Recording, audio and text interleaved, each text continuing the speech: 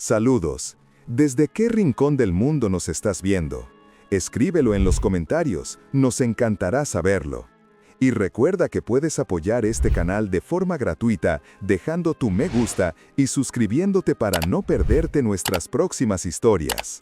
Entre las páginas más intrigantes de la realeza contemporánea, pocas crónicas son tan fascinantes como la de una mujer nacida en Occidente que terminaría reinando en un antiguo reino árabe. Su nombre original era Lisa Halaby, una joven estadounidense de ascendencia siria, inglesa y sueca, educada en los círculos intelectuales de élite de la Ivy League. Su futuro parecía encaminado hacia la arquitectura y el urbanismo, disciplinas en las que destacaba con brillantez. Sin embargo, un encuentro fortuito en la encrucijada de culturas y destinos la llevaría a ocupar uno de los tronos más desafiantes y complejos del Medio Oriente. Allí se transformaría en Nur al-Hussein, la luz de Hussein. Pero incluso la luz, por más pura que sea, proyecta sombras. Esta es la historia de un ascenso extraordinario, del delicado entramado de poder que tejió en el corazón de la monarquía hachemita y de la silenciosa batalla por la influencia y la memoria que marcaría su vida, incluso mucho después de que los reflectores se apagaran. Antes de que el mundo la conociera como Su Majestad la Reina Nur al-Hussein, fue simplemente Lisa Najib Halaby, una joven que representaba la unión de dos mundos opuestos. Nació en Washington, D.C., y su linaje era un tapiz entretejido de culturas. Por parte de su padre, Najib Halaby, corría sangre siria, una conexión ancestral con el Levante que, aunque lejana, acabaría siendo determinante. Najib era un hombre de enorme carácter, empresario de éxito, antiguo piloto de pruebas de la Marina estadounidense y, sobre todo, un líder reconocido por haber dirigido la Administración Federal de Aviación durante el gobierno de John F. Kennedy, además de ocupar más tarde la presidencia de Pan American World Airways. De él, Lisa heredó no solo una mente analítica y una determinación férrea, sino también una temprana comprensión de la política internacional, la aviación y los círculos de poder global. Su madre, Doris Carlquist, de origen sueco, le inculcó una educación sólida, anclada en los valores occidentales de disciplina, curiosidad y trabajo duro. Criada en un ambiente de privilegio pero también de grandes expectativas, Lisa destacó desde joven como una estudiante brillante. Su formación la llevó a la Concord Academy, una exclusiva institución preparatoria en Massachusetts, y más tarde a la Universidad de Princeton, donde formó parte de la primera promoción mixta en la historia del campus. Ese detalle, aparentemente anecdótico, ya anticipaba su carácter pionero y su voluntad de romper moldes. Eligió estudiar arquitectura y planificación urbana, una elección que revelaba su fascinación por el diseño, la estructura y el modo en que las personas habitan los espacios que construyen. Aquella sensibilidad hacia el equilibrio y la armonía se convertiría, sin que ella lo supiera, en una herramienta clave para comprender los complejos planos invisibles del poder y la diplomacia. Durante sus años universitarios, Lisa empezó a mirar hacia Oriente con una curiosidad cada vez mayor. Sus raíces árabes, hasta entonces un dato familiar distante, comenzaron a despertar en ella un interés genuino por la historia, la cultura y las tradiciones de una región que para muchos de sus compatriotas era un territorio misterioso. Esa inquietud la llevó primero a Irán, donde participó en un proyecto de planificación urbana en Teherán. Allí conoció de primera mano la riqueza y las contradicciones del Medio Oriente, una experiencia que la marcaría profundamente. Después de esa etapa, su carrera la condujo a Australia y finalmente a Jordania, donde aceptó un puesto en Alia Airlines, la aerolínea nacional jordana que, curiosamente, llevaba el nombre de la difunta esposa del rey. En ese punto de su vida, Lisa Halaby era el retrato de una mujer moderna, independiente, cosmopolita y segura de su propósito. No buscaba un príncipe ni un palacio, sino una causa que diera sentido a su talento y su esfuerzo. Su identidad se basaba en la meritocracia y en la libertad de elegir su propio camino, sin imaginar que ese mismo espíritu se convertiría tanto en su mayor fortaleza como en su desafío más constante dentro de los muros de una de las monarquías más antiguas y tradicionales del mundo. Su llegada a Amán fue discreta, profesional, sin pretensiones de grandeza. Era una especialista contratada para cumplir con su trabajo. Sin embargo, el destino, o tal vez el entramado invisible de la política y la historia, ya la estaba acercando a un hombre que representaba la esencia misma de su país. El rey Hussein bin Talal de Jordania, un líder que había consagrado su vida a mantener el equilibrio entre la modernidad y la tradición. El rey Hussein no era un monarca cualquiera. Descendiente directo del profeta Mahoma, era la piedra angular de la dinastía hachemita, una figura de enorme carisma y sagacidad que había logrado mantener a flote su reino en medio de guerras, conspiraciones y el torbellino político del Oriente Medio. Pero cuando sus caminos se cruzaron, Hussein era un hombre marcado por la pérdida. Había quedado viudo tras la trágica muerte de su tercera esposa, la reina Alia, en un accidente de helicóptero. Alia, de origen palestino, había sido una reina querida y admirada, y su muerte dejó un vacío no solo en el corazón del monarca, sino también en el de todo un país. Hussein era entonces un soberano en duelo, padre de hijos pequeños que necesitaban una madre y líder de una nación que anhelaba la serenidad y la continuidad que solo una nueva reina podía aportar.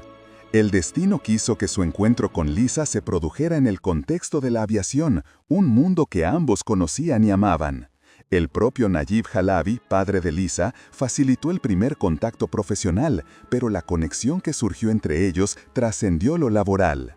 Su primera conversación se dio durante la inauguración del Aeropuerto Internacional Reina Alia, un símbolo tanto del legado de la difunta soberana como del futuro que el monarca intentaba construir. Desde el primer momento, Hussein quedó impresionado por aquella mujer de porte sereno e inteligente. Lisa no era una aristócrata europea, ni una socialita en busca de un título. Era una profesional rigurosa, una interlocutora que podía debatir sobre planificación, diplomacia y desarrollo con la misma naturaleza que el propio rey. Para un monarca acostumbrado al protocolo y la deferencia, su franqueza resultó tan refrescante como inesperada. Su relación floreció con una intensidad contenida, lejos de las miradas del mundo.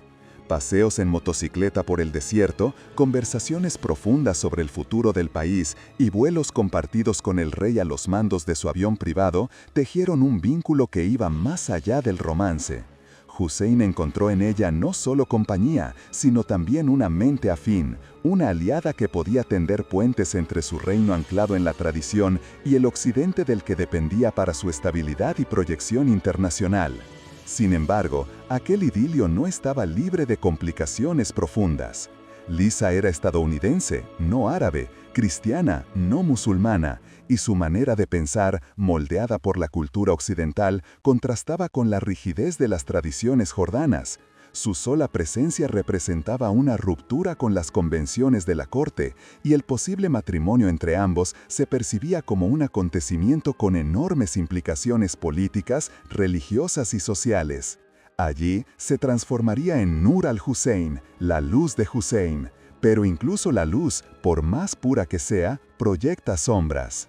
Esta es la historia de un ascenso extraordinario, del delicado entramado de poder que tejió en el corazón de la monarquía hachemita y de la silenciosa batalla por la influencia y la memoria que marcaría su vida, incluso mucho después de que los reflectores se apagaran. Antes de que el mundo la conociera como Su Majestad la Reina Nur al-Hussein, fue simplemente Lisa Najib Halabi, una joven que representaba la unión de dos mundos opuestos. Nació en Washington, D.C., y su linaje era un tapiz entretejido de culturas. Por parte de su padre, Najib Halabi, corría sangre siria, una conexión ancestral con el Levante que, aunque lejana, acabaría siendo determinante. Najib era un hombre de enorme carácter, empresario de éxito, antiguo piloto de pruebas de la Marina estadounidense y, sobre todo, un líder reconocido por haber dirigido la Administración Federal de Aviación durante el gobierno de John F. Kennedy, además de ocupar más tarde la presidencia de Pan American World Airways. De él, Lisa heredó no solo una mente analítica y una determinación férrea, sino también una temprana comprensión de la política internacional, la aviación y los círculos de poder global. Su madre, Doris Carlquist, de origen sueco, le inculcó una educación sólida, anclada en los valores occidentales de disciplina, curiosidad y trabajo duro. Criada en un ambiente de privilegio, pero también de grandes expectativas, Lisa destacó desde joven como una estudiante brillante. Su formación la llevó a la Concord Academy, una exclusiva institución preparatoria en Massachusetts, y más tarde a la Universidad de Princeton, donde formó parte de la primera promoción mixta en la historia del campus. Ese detalle, aparentemente anecdótico, ya anticipaba su carácter pionero y su voluntad de romper moldes. Eligió estudiar arquitectura y planificación urbana, una elección que revelaba su fascinación por el diseño, la estructura y el modo en que las personas habitan los espacios que construyen. Aquella sensibilidad hacia el equilibrio y la armonía se convertiría, sin que ella lo supiera, en una herramienta clave para comprender los complejos planos invisibles del poder y la diplomacia. Durante sus años universitarios, el nacimiento de su primer hijo, el príncipe Hamza, marcó un antes y un después. Desde muy pequeño, el niño mostró un parecido sorprendente con su padre. Compartía sus rasgos, su voz y hasta su manera de caminar. Esa semejanza no pasó desapercibida. El rey sentía una devoción particular por él, viéndolo como una prolongación de sí mismo, un espejo que reflejaba su juventud y su legado. A los ojos de la corte, Hamza se convirtió rápidamente en el favorito del monarca. Ese cariño, visible y sincero, encendió las especulaciones. ¿Sería el pequeño príncipe un futuro heredero? ¿Podría Nur haber comenzado a tejer discretamente una nueva línea sucesoria? Con el tiempo, llegaron 3 hijos más, el príncipe Hashim y las princesas Iman y Raya. Con 2 varones entre sus descendientes, la reina Nur había cumplido con creces las expectativas dinásticas. Ya no era solo la consorte extranjera, era la madre de príncipes hachemitas, la fundadora de su propia rama dentro del árbol genealógico del reino. Ese nuevo papel le otorgó una seguridad inédita. Su hogar dentro del palacio se transformó en un punto de referencia, un eje alternativo de influencia. Pero también aumentó las tensiones internas. La preferencia del rey por Hamza, aunque evidente, comenzó a inquietar a los círculos políticos y familiares. El príncipe Hassan, hermano del rey y heredero oficial durante décadas, veía cómo la atención del monarca se desplazaba poco a poco hacia su joven sobrino.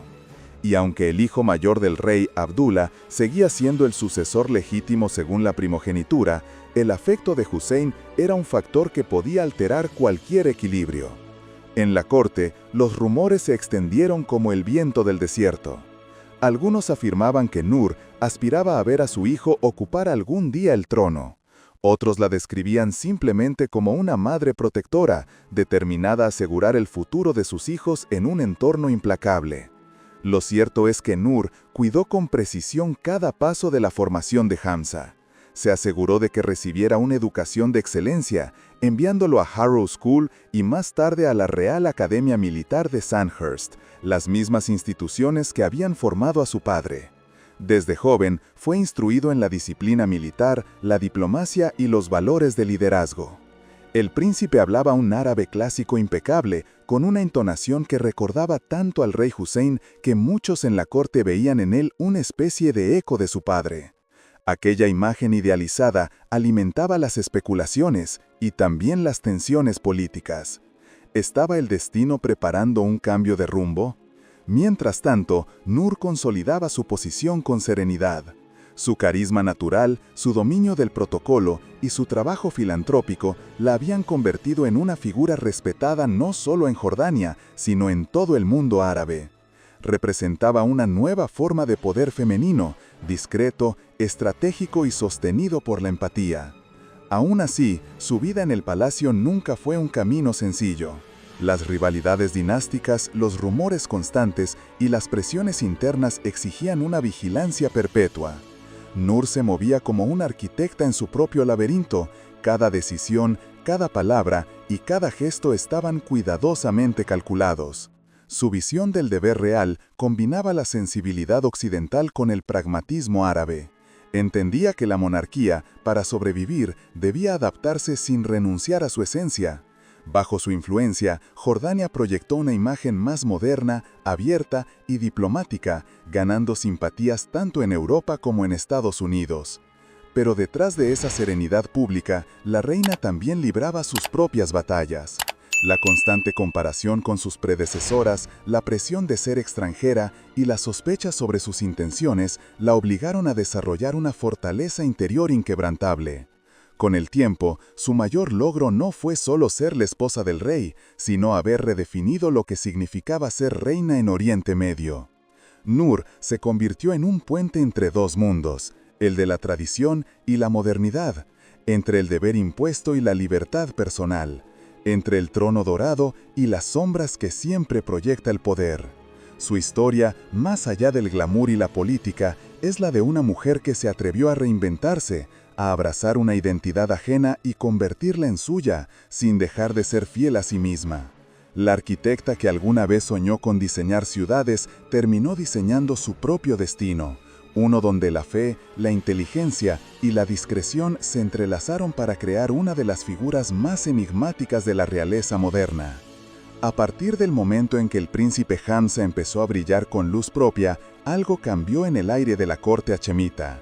Las preguntas dejaron de ser teóricas y comenzaron a adquirir filo. Si el rey tenía un favorito tan evidente, si ese favorito era hijo de la reina Nur, ¿seguía realmente cerrada la cuestión sucesoria? Aquella sensación de que todo estaba decidido empezó a resquebrajarse. La sola existencia de un heredero potencialmente privilegiado, moldeado a imagen del monarca y apoyado por una consorte influyente, introdujo una variable inquietante. Nur, siempre impecable en público, insistía en que su única misión era respaldar a su esposo y servir a Jordania. Pero era imposible ignorar que el ascenso de Hamza reforzaba, de forma natural, su propio peso dentro del sistema. Ya no estaba únicamente anclada al presente del reino, empezaba a proyectarse como figura clave del mañana. Su descendencia echaba raíces y el tablero hachemita se volvía cada vez más competitivo. Consciente de que cualquier movimiento directo en el terreno de la política interna sería interpretado como intriga o ambición desmedida, Nur optó por otra vía: el poder indirecto.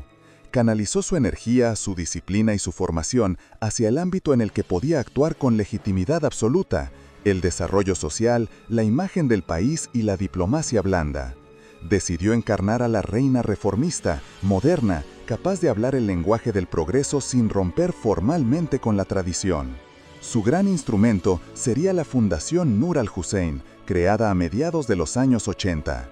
Bajo ese paraguas, reunió programas de desarrollo comunitario, proyectos de educación, iniciativas culturales, apoyo a mujeres rurales, defensa de la infancia y promoción del emprendimiento local. A través de la fundación, Nur consiguió algo que dentro de la estructura palaciega era difícil: margen de maniobra real. Podía trabajar con organismos internacionales, captar fondos, invitar especialistas extranjeros, lanzar proyectos en zonas marginadas y ver resultados concretos. Ese trabajo sobre el terreno le permitió tejer una relación directa con la población. Viajó a pueblos remotos, se sentó con mujeres beduinas a discutir microcréditos y oportunidades, visitó clínicas precarias, escuelas saturadas, centros comunitarios sin recursos. Allí no aparecía solo como su majestad, sino como alguien que escuchaba y tomaba nota. Al consolidar ese vínculo, construyó una red de legitimidad propia, distinta de los salones del palacio, basada en la percepción de que era una reina que hacía, no solo que posaba.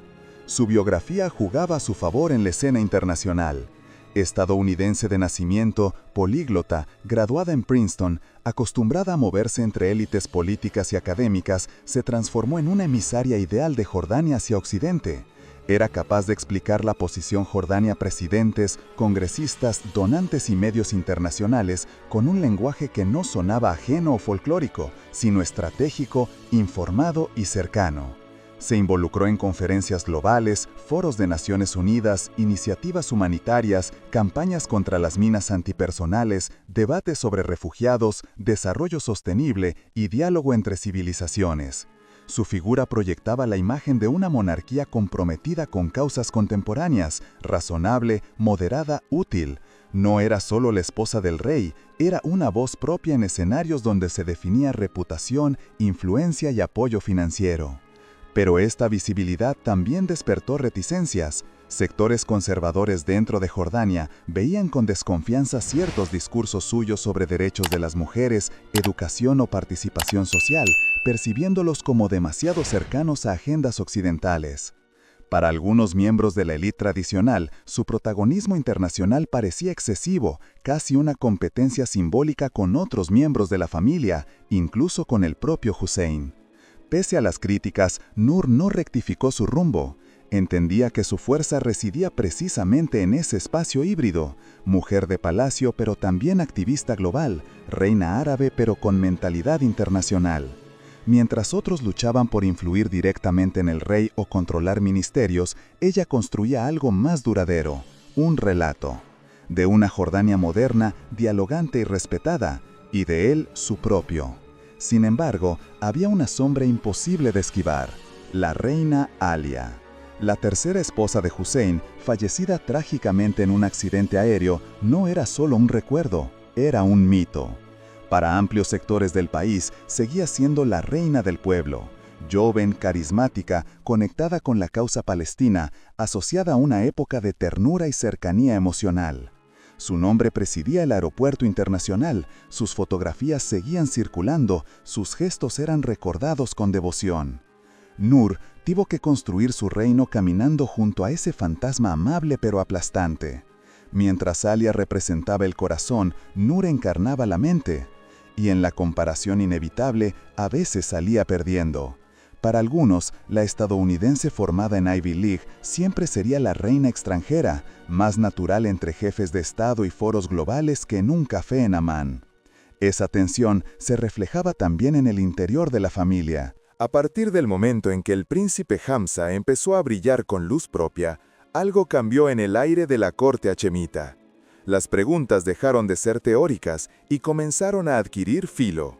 Si el rey tenía un favorito tan evidente, si ese favorito era hijo de la reina Nur, ¿seguía realmente cerrada la cuestión sucesoria? Aquella sensación de que todo estaba decidido empezó a resquebrajarse.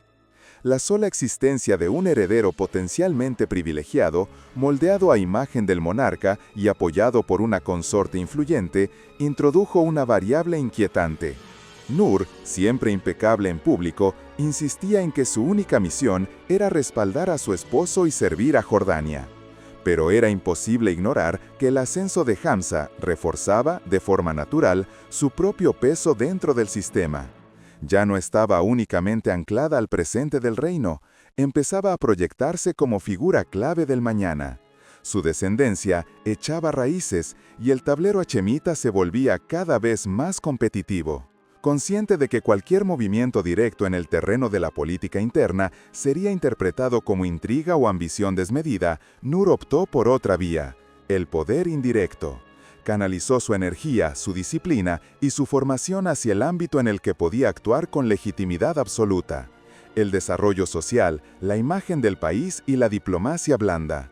Decidió encarnar a la reina reformista, moderna, capaz de hablar el lenguaje del progreso sin romper formalmente con la tradición. Su gran instrumento sería la Fundación Nur al-Hussein, creada a mediados de los años 80.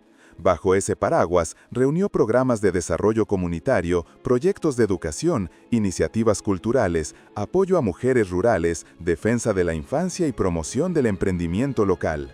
A través de la fundación, Nur consiguió algo que dentro de la estructura palaciega era difícil: margen de maniobra real. Podía trabajar con organismos internacionales, captar fondos, invitar especialistas extranjeros, lanzar proyectos en zonas marginadas y ver resultados concretos. Ese trabajo sobre el terreno le permitió tejer una relación directa con la población. Viajó a pueblos remotos, se sentó con mujeres beduinas a discutir microcréditos y oportunidades, visitó clínicas precarias, escuelas saturadas, centros comunitarios sin recursos. Allí no aparecía solo como su majestad, sino como alguien que escuchaba y tomaba nota. Al consolidar ese vínculo, construyó una red de legitimidad propia, distinta de los salones del palacio, basada en la percepción de que era una reina que hacía, no solo que posaba. Su biografía jugaba a su favor en la escena internacional. Estadounidense de nacimiento, políglota, graduada en Princeton, acostumbrada a moverse entre élites políticas y académicas, se transformó en una emisaria ideal de Jordania hacia Occidente. Era capaz de explicar la posición jordana a presidentes, congresistas, donantes y medios internacionales con un lenguaje que no sonaba ajeno ni folclórico, sino estratégico, informado y cercano. Se involucró en conferencias globales, foros de Naciones Unidas, iniciativas humanitarias, campañas contra las minas antipersonales, debates sobre refugiados, desarrollo sostenible y diálogo entre civilizaciones. Su figura proyectaba la imagen de una monarquía comprometida, con causas contemporáneas, razonable, moderada, útil. No era solo la esposa del rey, era una voz propia en escenarios donde se definía reputación, influencia y apoyo financiero. Pero esta visibilidad también despertó reticencias. Sectores conservadores dentro de Jordania veían con desconfianza ciertos discursos suyos sobre derechos de las mujeres, educación o participación social, percibiéndolos como demasiado cercanos a agendas occidentales. Para algunos miembros de la élite tradicional, su protagonismo internacional parecía excesivo, casi una competencia simbólica con otros miembros de la familia real, incluso con el propio Hussein. Pese a las críticas, Nur no rectificó su rumbo. Entendía que su fuerza residía precisamente en ese espacio híbrido, mujer de palacio pero también activista global, reina árabe pero con mentalidad internacional. Mientras otros luchaban por influir directamente en el rey o controlar ministerios, ella construía algo más duradero, un relato, el de una Jordania moderna, dialogante y respetada, y a través de él, el suyo propio. Sin embargo, había una sombra imposible de esquivar, la reina Alia. La tercera esposa de Hussein, fallecida trágicamente en un accidente aéreo, no era solo un recuerdo, era un mito. Para amplios sectores del país, seguía siendo la reina del pueblo, joven, carismática, conectada con la causa palestina, asociada a una época de ternura y cercanía emocional. Su nombre presidía el aeropuerto internacional, sus fotografías seguían circulando, sus gestos eran recordados con devoción. Nur tuvo que construir su reinado caminando junto a ese fantasma amable pero aplastante. Mientras Alia representaba el corazón, Nur encarnaba la mente, y en la comparación inevitable, a veces salía perdiendo. Para algunos, la estadounidense formada en Ivy League siempre sería la reina extranjera, más natural entre jefes de Estado y foros globales que en un café de Amán. Esa tensión se reflejaba también en el interior de la familia. Los hijos de Alia, la princesa Haya y el príncipe Ali, crecieron como depositarios del cariño popular hacia su madre. Nur asumió el papel de madrastra con corrección y esfuerzo, pero cada gesto hacia ellos era observado con lupa. Cualquier decisión sobre su educación, su exposición pública o su cercanía al rey era interpretada a través del prisma de la fidelidad al recuerdo de Alia. Con el tiempo, Haya se convirtió en una figura fuerte, segura de sí misma, muy admirada. Su parecido con su madre reforzaba la narrativa del legado emocional de Alia dentro de la corte. Para Nur, aquello significaba convivir con otra presencia femenina influyente, ligada al pasado idealizado. Sus propios hijos, por contraste, eran vistos por algunos como los príncipes de la reina americana. Esa distinción, casi imperceptible, alimentaba recelos, alianzas y rivalidades. Nur intentó mostrarse respetuosa con el legado de Alia, apoyó iniciativas asociadas a su nombre, habló de ella con consideración, evitó cualquier percepción de borrado. Pero estaba atrapada en una paradoja. Ignorar el mito habría sido cruel, abrazarlo demasiado habría parecido oportunismo. Al final, no le quedó otra que aceptar que nunca ocuparía ese mismo lugar emocional, y que su reinado tendría que definirse desde otros pilares, la razón de Estado, la diplomacia, la reforma social. Mientras su figura crecía hacia afuera, dentro del palacio los susurros eran incesantes. Las élites cortesanas, siempre atentas, convirtieron a Nur en tema recurrente. Su pasaporte, su educación, su círculo de colaboradores, todo servía de materia prima para teorías y sospechas. Se decía que se rodeaba de consejeros con mentalidad occidental, alejados del conservadurismo local, que no comprendía del todo las sensibilidades más profundas del país, que su influencia sobre el rey podía ir más allá de lo aceptable en decisiones clave. Cualquier nombramiento, cualquier cambio, cualquier gesto que alterara viejos equilibrios era atribuido a su mano discreta. La disputa larvada con el entorno del príncipe Hassan, heredero designado desde hacía décadas, se intensificó. Su esposa, la princesa Sarbath, era una figura fuerte con su propia red de lealtades. Entre ambas se estableció una relación escrita con cortesía, pero helada en la práctica. Representaban dos visiones distintas del futuro del reino, la continuidad de Hassan y Sarbath frente al eje simbólico Hussein Nur Hamza. Los partidarios de Hassan la retrataban como una especie de consorte ambiciosa empeñada en reescribir la línea sucesoria para beneficio de su hijo. Sus partidarios, en cambio, la veían como una reina incomprendida, víctima de una campaña de resistencia interna. Entre medias, la realidad, un entorno donde cada gesto se interpreta como maniobra. Su estilo de vida también era utilizado como munición. Sus viajes, sus apariciones en conferencias, sus trajes de alta costura, su presencia junto a líderes mundiales eran descritos por algunos como vanidad y desconexión. Rara vez se mencionaban en esos círculos los proyectos rurales, las escuelas abiertas, los centros comunitarios financiados. La caricatura siempre pesa más que los matices. Nur era dolorosamente consciente de todo esto. En privado, hablaría de la soledad que implicaba su posición. Aprendió a medir cada palabra, a limitar sus confianzas, a entender que en su entorno la lealtad podía ser volátil. Construyó una coraza política sobre una personalidad que en su origen no estaba hecha para la intriga, pero la intriga no le dio elección. Mientras tanto, el mundo cambiaba. Y Jordania, pequeña, vulnerable y estratégicamente situada, necesitaba algo más que protocolo. Necesitaba sobrevivir. En ese contexto, la reina Nur se convirtió en un activo diplomático de primer orden. Su biografía la hacía ideal para tender puentes con Washington, Bruselas y las capitales occidentales. No ocupaba un cargo formal, pero ejercía como enlace oficial entre la corte jordana y los centros de poder donde se decidía ayuda militar, económica y respaldo político. Su papel fue especialmente relevante en momentos de fricción regional y durante el complejo proceso de paz árabe-israelí. Estuvo al lado del rey Hussein en encuentros clave, cumbres discretas y gestos simbólicos históricos. La imagen de Nur acompañando al rey en la firma del Tratado de Paz con Israel no era decorativa, respaldaba visualmente la apuesta arriesgada del monarca por la estabilidad a largo plazo.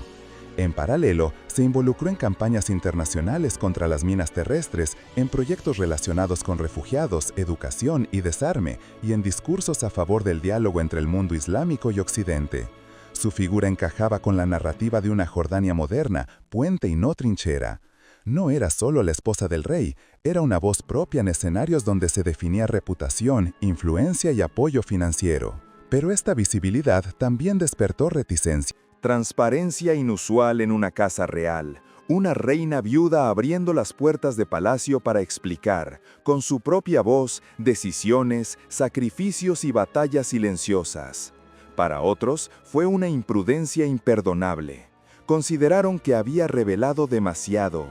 Tensiones internas, heridas familiares, dudas sobre la sucesión, asuntos que, según la vieja ortodoxia monárquica, debían quedar sepultados tras los muros de Amán. Desde ese momento, la vida de Nur quedó suspendida entre dos mundos, atada para siempre al pasado jordano que la había coronado, pero cada vez más vinculada a un presente internacional donde ejercía su influencia sin necesidad de cetro. Su lealtad al recuerdo de Hussein convivía con una realidad más cruda. Su única carta de peso político real era ahora su hijo Hamza. Mantener viva la luz de Nur se convirtió en un ejercicio complejo. Sostener el legado de un rey muerto mientras el sistema que él dejó atrás cerraba filas sin ella. Durante los 5 años posteriores a la muerte de Hussein, el acuerdo sucesorio trazado en sus últimos días resistió en apariencia.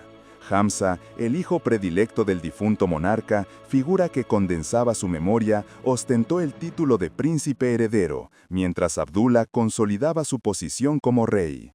Hamza representaba la continuidad sentimental, joven, educado, con gesto y voz reminiscentes de su padre. Abdullah simbolizaba la continuidad institucional, militar, pragmático, enfocado en la estabilidad del Estado.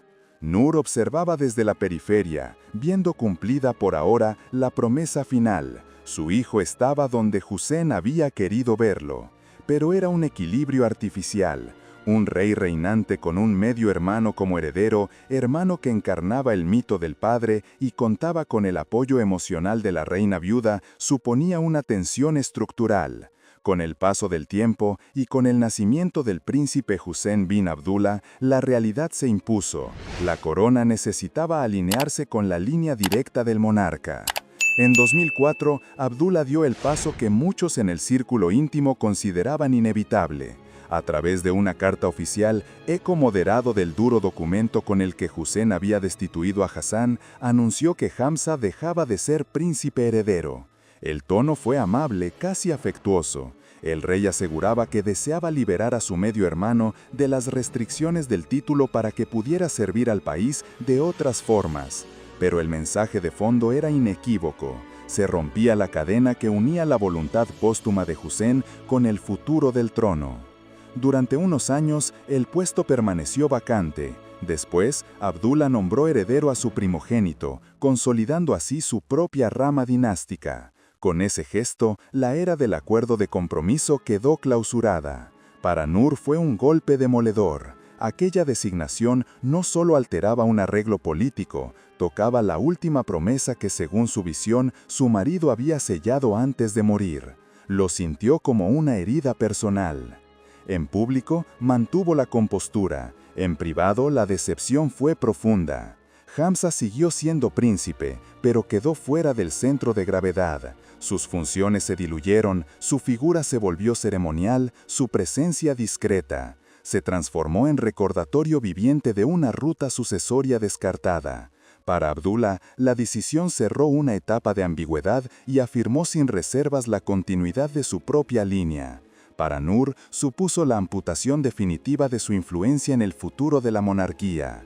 Desde entonces, su vínculo con el poder jordano se volvió tenue. No hubo destierro formal, pero sí un desplazamiento progresivo hacia una vida en el exterior. Londres, Estados Unidos, foros internacionales, allí su nombre seguía abriendo puertas. En Amán, su papel se reducía a efemérides, actos puntuales, recuerdos. Ese distanciamiento le dio paradójicamente una libertad que nunca había tenido mientras fue reina consorte. Podía hablar con mayor franqueza sobre Oriente Medio, sobre la paz, sobre derechos humanos, sobre las heridas abiertas de la región. Se convirtió en una especie de reina emérita global, sin poder ejecutivo, pero con experiencia, contactos y un título que seguía pesando en cualquier mesa donde se sentara. Su relación con la corte de Abdullah se volvió estrictamente institucional, sin enfrentamientos abiertos, pero sin cercanía. Mientras la narrativa oficial proyectaba a la nueva generación, el rey, la reina Rania y el príncipe heredero Hussein, como el presente indiscutible de la monarquía, Nur fue desplazándose al terreno de la memoria histórica. En Jordania, Hamza llevó una vida aparentemente tranquila. Se casó, tuvo hijos, mantuvo lazos con tribus y sectores que veneraban a Hussein. Para muchos, la historia quedaba archivada. Abdullah reinaba, Hussein hijo estaba destinado al trono y el capítulo de la sucesión disputada pertenecía al pasado. Pero eso era solo en la superficie. En la sombra, Nur se transformó en la figura de referencia de una rama familiar relegada. Una matriarca sin corte, pero con relato, guardiana de la versión alternativa de cómo pudo haberse escrito la historia. Su voz, más distante geográficamente, más libre políticamente, seguía recordando que existieron promesas, tensiones y equilibrios rotos. Y entonces llegó 2021. En abril, el gobierno jordano anunció que había desarticulado un supuesto complot para desestabilizar el reino. Los nombres vinculados al caso sacudieron al país, pero uno eclipsó a todos: el príncipe Hamza, el hijo más querido de Hussein, el antiguo heredero, el hermano del rey. Lo colocaron bajo arresto domiciliario, rodeado de seguridad, aislado de su entorno. Y, contra todo pronóstico, Hamza respondió. Filtró mensajes y videos grabados desde su residencia en los que denunciaba corrupción, represión y degradación institucional. Su tono era grave, doloroso, frontal. afirmaba que no formaba parte de ninguna conspiración, pero acusaba al sistema de traicionar a los ciudadanos. Era un desafío directo al relato oficial del reino. De golpe, las disputas intrafamiliares dejaron de ser materia de rumores para convertirse en espectáculo global. Las autoridades describieron un entramado de sedición y contactos externos. Los partidarios de Hamza vieron en él a un príncipe valiente denunciando lo que muchos temían decir. El mundo asistía atónito a una guerra interna en una de las monarquías consideradas más estables de la región. Desde el extranjero, Nur irrumpió con la fuerza de quien ha estado conteniendo palabras durante años. Utilizó sus redes sociales para defender a su hijo, para cuestionar las acusaciones, para hablar de calumnias maliciosas y pedir justicia. Aquellas frases la colocaron frontalmente frente al palacio. Ya no era solo la reina viuda respetuosa, era la madre de un príncipe señalado, enfrentada públicamente al rey. El conflicto se cerró hacia afuera mediante una fórmula clásica: mediación familiar. El propio príncipe Hassan apareció como figura conciliadora. Se difundió una carta en la que Hamza declaraba su lealtad al rey. Oficialmente la tormenta había pasado, pero la realidad era otra. Hamza quedó confinado en una versión sofisticada de cautiverio, sin cargos formales, pero vigilado, limitado, sin voz propia. Un año más tarde, volvió a romper el guión. Emitió una nueva declaración renunciando a su título principesco, alegando incompatibilidad entre sus convicciones y el rumbo de las instituciones. Fue su último gesto de rebeldía. Si no podía ser el heredero que su padre imaginó, tampoco sería figurante mudo de un sistema que consideraba injusto. Mientras tanto, Nur se consolidó como su principal defensora. Compartía fotografías de Hamza con Hussein, enlaces a análisis críticos, mensajes velados sobre verdad, justicia y lealtad. Su perfil pasó de diplomática de consenso a voz incómoda. Para la corte de Abdullah, sus intervenciones eran una intromisión intolerable, una internacionalización de lo que se quería presentar como asunto resuelto. Ella, que en otra época había sido el puente perfecto entre Jordania y Occidente, utilizaba ahora ese mismo capital simbólico para poner en cuestión al nuevo orden. Su influencia material era limitada, pero su capacidad de incomodar seguía intacta. En ese juego reflejado, Hamza vivía en una jaula dorada dentro del reino, Nur en una especie de exilio elegante fuera de él, ambos ligados por una promesa rota, por un relato alternativo del poder y por una batalla que ya no tenía que ver con coronas, sino con dignidad y memoria. Hoy, la figura de Nur al-Hussein se observa a través de lentes opuestos. Para unos, sigue siendo la joven estadounidense que abrazó una cultura, una fe y un país con convicción. La reina que profesionalizó la filantropía, defendió a los más vulnerables, impulsó el desarrollo, apostó por el diálogo, puso a Jordania en la agenda global y acompañó a Hussein en sus apuestas más arriesgadas por la paz. Una mujer de fondo, no de pose. Una madre que no se resigna a ver destruido el destino de su hijo sin alzar la voz. Para otros, es el símbolo de una ambición que a lo largo de los años ha alimentado fracturas internas y desafíos al orden instituido. La consorte extranjera que, según esta lectura, nunca terminó de aceptar que el guión trazado en los últimos meses de vida de Hussein no era inmutable, que jugó duro a favor de su propio linaje y que ahora, desde lejos, contribuye a erosionar la autoridad del monarca vigente. Probablemente, la verdad se sitúa en ese territorio incómodo donde conviven la vocación de servicio con el instinto político, la entrega con el orgullo, el amor de madre con el cálculo estratégico. Nur es, al final,